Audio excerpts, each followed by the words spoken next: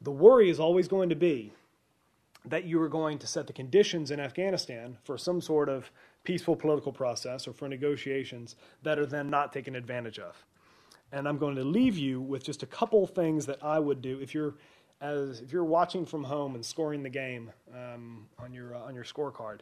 Here are a couple things that I would look for at the tactical and strategic levels going forward into 2011 and 2012 for whether or not we're being successful. Tactically, I think you'd want to look at security by district year by year.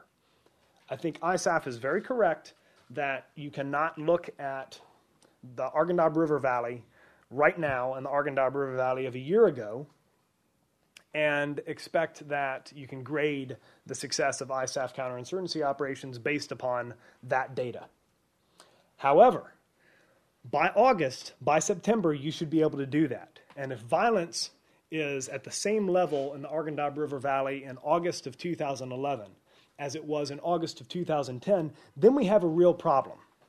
Because then that means that despite all the blood we shed in the Arghandab River Valley over the course of 2010, 2011, it hasn't had a strategic effect and hasn't even had a tactical effect at being able to reduce the levels of violence. And again, when I talk about why you can't judge, based upon, January or August, there's a great line that a former Mujahideen commander told one of General Petraeus' staff members. He said, in Afghanistan, God is very fair. He's with the Taliban one half of the year, and he's with you guys the other half of the year. He switches sides in the spring and the fall. And so things are always going to look rosy in January, or when I visited in December, things look great. Whether things still look great in July or August, I think, is the real test. Second thing, again, tactically. Looking at the number of ANSF trained, the number of Afghan National Security Forces, and the number of Afghan National Police that have been retrained. Those are two things that I think you can grade the coalition on tactically. Strategically, though, I think you have to look at, have security operations led to any sort of reconciliation? Have we set the conditions for some sort of negotiated political process that's going to bring the Taliban into the fold? So far, there are a lot of reasons to be cautiously optimistic in that one of the things that you're struck with visiting Kabul is the degree to which people are talking about the Taliban as a political party that's going to exist in Afghanistan beyond 2014. Maybe not as a political party, but as a political force that is Afghan, that is going to have to be dealt with. The second thing I would look for as far as strategic effect is, again, the effectiveness of the ANSF. It's all great if you're able to build up Kandaks, but whether or not those Kandaks are actually able to perform on the field, that has a strategic effect if they are able to do so, not just with respect to the insurgency, not just with respect to the transition out of Afghanistan, but also with the respect to the calculus of some of Afghanistan's neighbors, and specifically Pakistan. Okay, I've spoken for about 30 minutes. I'm going to open it up to questions and answers. Again, if you guys want to talk about Lebanon, we can talk about Lebanon, but I have a feeling that most of you are here to talk about Afghanistan. Thank you so much, Andrew. Sure. Very much appreciated. I think we can easily talk for another 30 minutes about Afghanistan and what's coming up, since this whole issue of transition leads us to want to pose many questions. And, of course, with the fear that when we pull out in 2014, we'll leave behind a country that descends into civil war. Now, you've talked about transitioning, just to get back to security issues, you've talked about transitioning away from counterinsurgency toward a strategy combining, as you put it, counter-terror activities with a train and equip mission. Yeah. Can you elaborate on that? Yeah, sure. What you mean by that? Yeah, I think despite some of the, this, to a degree, the policy debate in Afghanistan is remarkably a lot of light and not very much heat. Because one of the things that it seems to be, there seems to be a consensus that has evolved. And even when you have people say this war in Afghanistan is nonsense, our interests are in East Asia in the 21st century, tying down 100,000 U.S. troops in Afghanistan is madness. Even when you have people preface their remarks by saying that, they'll then say, but of course, we need to have a long-term interest in Afghanistan because of just purely counter-terror reasons, so we need to begin to draw down to some sort of residual force. Almost everyone agrees, at least within the policy community. I'd be happy for dissenting opinions here.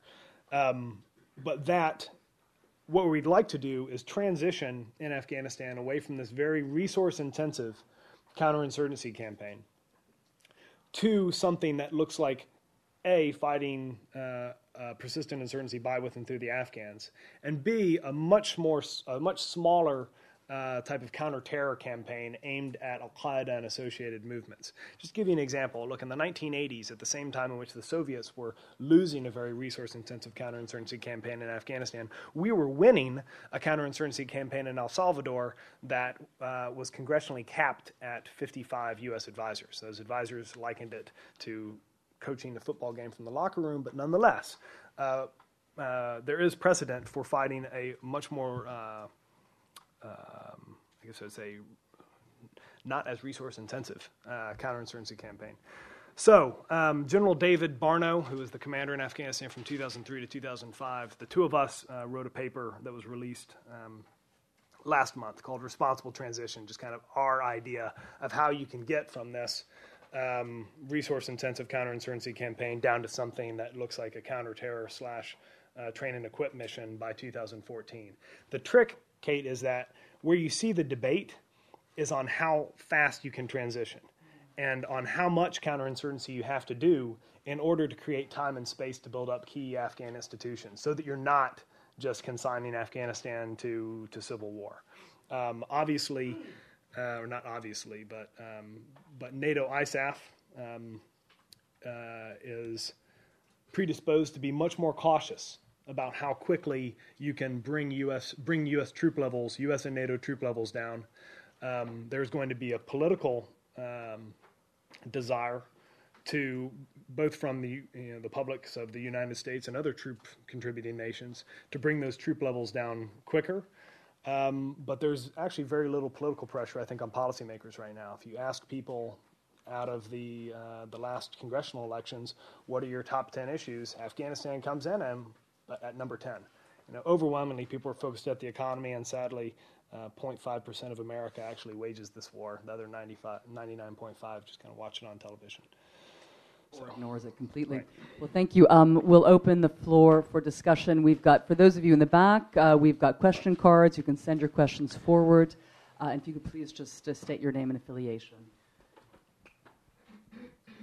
Major Everett Lilly, U.S. European Command. You mentioned the question of resourcing in terms of under-resourcing governance and development in comparison to going out and killing the enemy.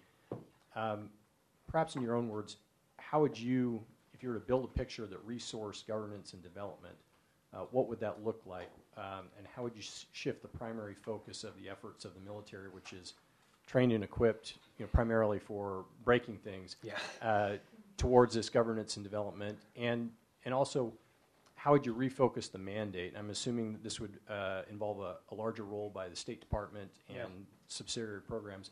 And as a corollary, since we're talking about ISAF here, how would you approach that with the ISAF contributing nations, which are also primarily resourced for killing people and breaking their stuff, in making that type of transition to supporting governance and development?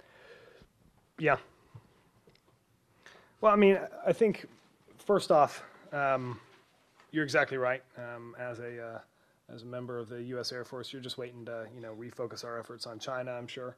But no, your point is a good one, and certainly the cultural bias, I think, in the U.S. Army or U.S. Marine Corps might be even more weighted towards breaking things and killing bad guys than it is in the Navy or the Air Force.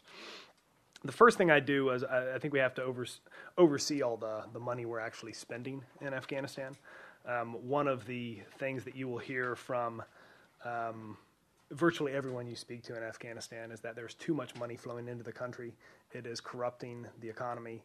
It is fueling this conflict economy that's throwing incentives all out of whack. My interpreter one day in Kabul had just finished his medical residency and was now working as an interpreter for NATO ISAF rather than working at a hospital because the financial incentives for him to do so were so strong in his favor.